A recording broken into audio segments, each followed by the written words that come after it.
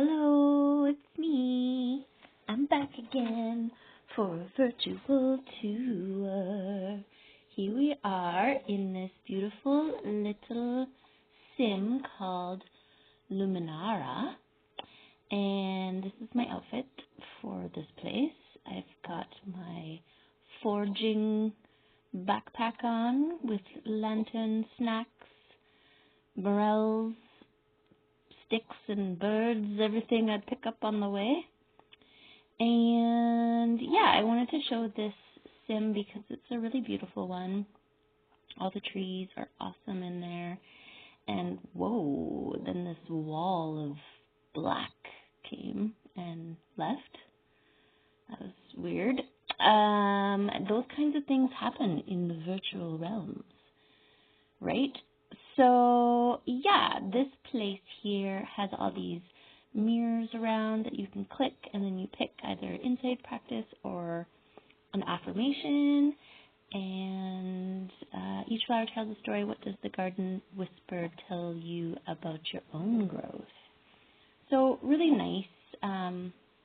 It's just a really great example of the kind of art and environment spaces that you can create, or that can be created, and the layering of objects and stuff like that, and people they just have fun with it. And I think that's one of my favorite things about Second Life is exploring people's creative minds. You know, some places are like this, where it's just a beautiful realm that you can wander through, and other places, sometimes like the art installation ones that I've seen, you're just flying in nothingness, and then there's these giant sculptures, you know, like just some really crazy stuff. Anyways, okay, so here we are in this little area here, and there's lots of outdoor sits, because there's a lot of things that need to res, is the word. And so if you're slow, or your computer's going a little bit slow or whatever, it's taking some time to res, and you can just have a sit, you know, go make some tea or something and come back, and then you're fully resed. And I like checking out the buildings and the structures for inspiration. I don't know, when I mentally create my space, but I love this. I don't know what you would call this, but it would make the perfect art studio. Look at the windows, okay? Yes, they all open. You got these gorgeous blinds, you know, ivy all over the place, hanging plants, that wall of books, you know, storage. Yeah, I would live in this place. Well, I would do art in this place for sure. And then downstairs I would have like wood shop / pottery studio. I don't know. So anyways, I'm just kind of looking around here, trying to see where to go next. Oh, and then I spotted this swing and had to backtrack for it. Sometimes you get some good animations, but I was immediately bothered by the fact that my hands weren't lining up with the ropes there, and so I was over it. But oh, and then look at this little seat spot here with the tree coming out. Love it. But this would be the opening of the downstairs studio. And then down here, looks like we've got some bear country. So you can zoom in and look through your camera view, which is basically like out the eyes of your avatar, which is a nice feature to have. I love those trees with all the mushrooms on them. Yeah, and so I'm just kind of looking around. Where am I going to go next? Let's go down here. Beautiful tiled fountain there. Oh, and then there's another one. So let's do an affirmation. I am rooted in the present moment where peace and growth reside. I mean, I don't think it gets better than that. Like, well, I guess it depends on what you're looking for. Look at that. Look at that log with all the mushrooms on it. Gorgeous. Like, somebody made that. And I'm grateful. And look at all the light dangly things. Oh my God, it's just so magical. Here's another one. Little Buddha, touch me to find peace within. Awaken, be the witness of your thoughts. Yeah, just like exploring around and then finding all these beautiful, empowering, thought-provoking things everywhere. Like, I love it. There's also a place around here that I didn't actually go to. I'm just thinking of it now. I don't think I did. There's like a circle, a dance circle around a huge bonfire, and the smoke is all colorful and stuff like that. Oh, here we go. So you had to pick one of the 7 deadly sins. I picked pride binds the soul with its own reflection, yet within the flame of self-importance lies the ember of true worth. Can you see yourself clearly, or is it the image distorted by ego? Humility is not the absence of pride, but of wisdom to hold your light without judgment, I think it said. Which, yeah, beautiful. Then there's like this, I love an outdoor bed. I don't know what it is. Well, I guess I do. It's like you're laying down with nature. It's like a bed of moss that's not all, water saturated or whatever. But it's so cozy and you just want to lie all over it. I mean, it doesn't matter if it's water saturated or not. I see moss and I just want it. I want to be on it. I want to be in it. I want it all over me. So yeah, look at all these stars, this beautiful little waterfall area. And then there's these trees here. We pick in harmony this time. How can you honor the cycles and seasons of your life? Aristotle emphasizes the energy of the mind is the essence of life.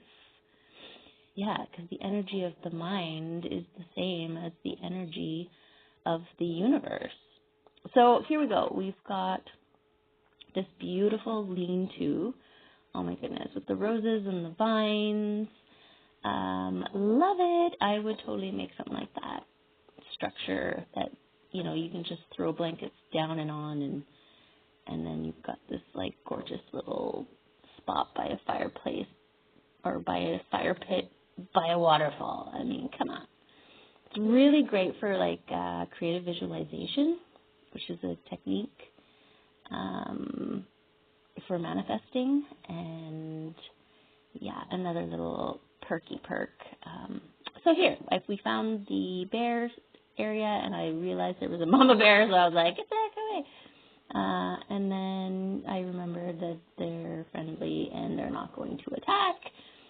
So I'm wandering around freely, found this little canoe situation. Wasn't going to check it out, but I imagine you could maybe ride around in that. And then, yeah, the bears are selling honey, or they've taken over a honey vendor there. And a little fire pit area for some schmoozing, and yeah, it looks like the animals are taking over. And then sometimes you find stuff like this where you're like, what the hell is going on here? There's just this bird, and you can't, I thought maybe you could click it and he'd be like, I am floating, but nothing. So moving on. Yeah, actually there was a couple things missing in this place that were there the other day, because I kind of walked through a little bit the day before, and then I was like, oh, I gotta take a video. Okay, so here we have the flames dance not to destroy but to transform. What lessons does this moment hold for you? Nice. Makes you think, right? Oh, and there's somebody over there who just arrived. That's a landing point. So when you first come to this land, that's where you land. And then there's a little sign that's got all the info and just a reminder to, like, be nice and have fun kind of thing. And that one was just a greeter. You can follow and, join groups and all that kind of stuff.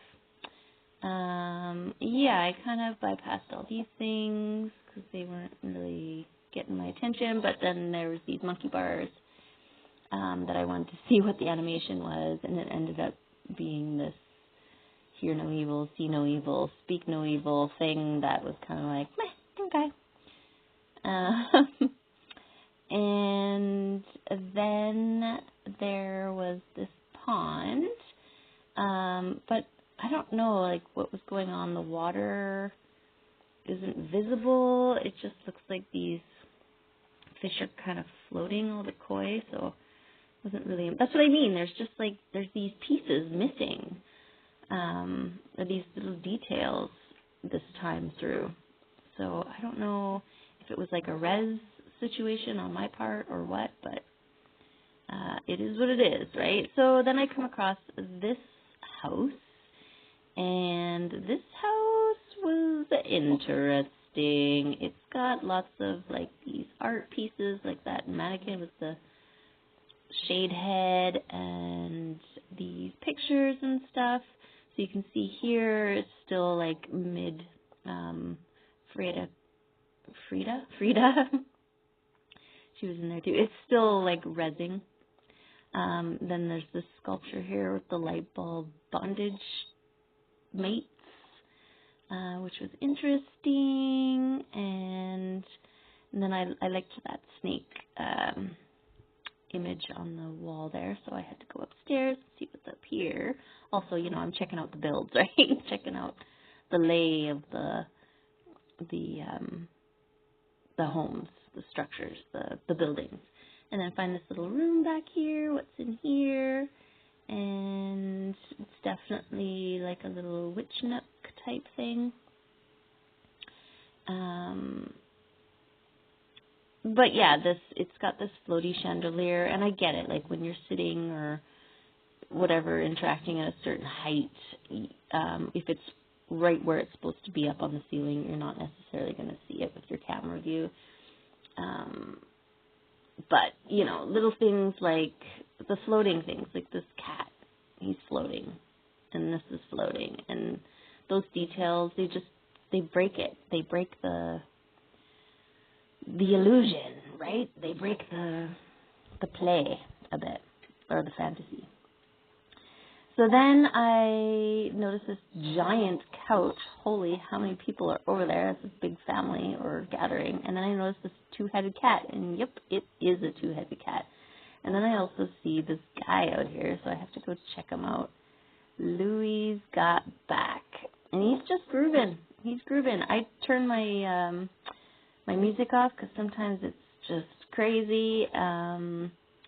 And so I don't know what he was dancing to, but he looked like he was having a good time. Anyways, then we've got a whole wall of sculptures here. So this is obviously an artist lives here, and they are creating all kinds of things.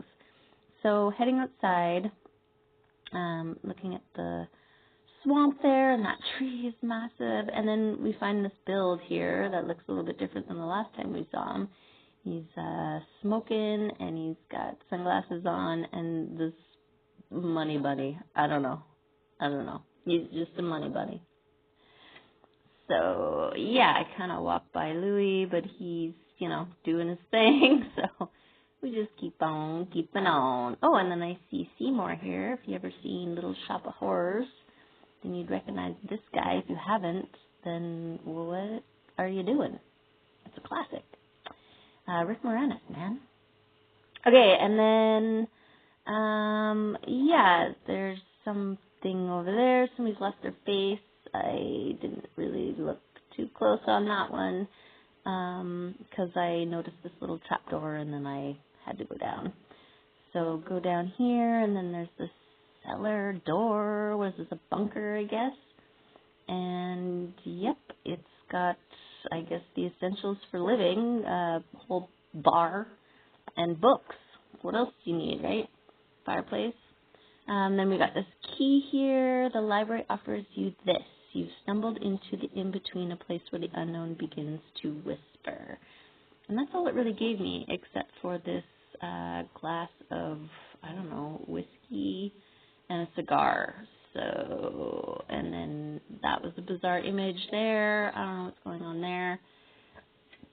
And there was nothing else. It wasn't giving me anything else. Except more drinks, and, you know, you kind of click around, and that was it. Nothing more to see. So back to the surface I go here.